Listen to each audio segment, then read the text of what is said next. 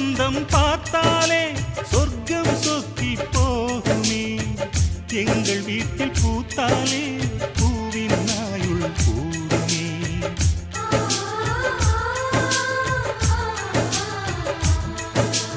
இரண்டு கண்கள் என்றாலும் பார்வை என்றும் ஒன்றுதான்.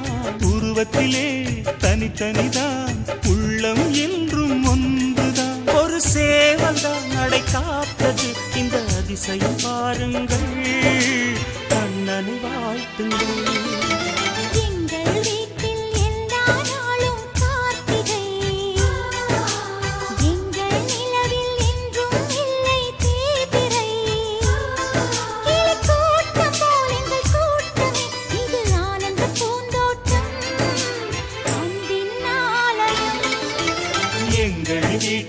எல்லா நாளும்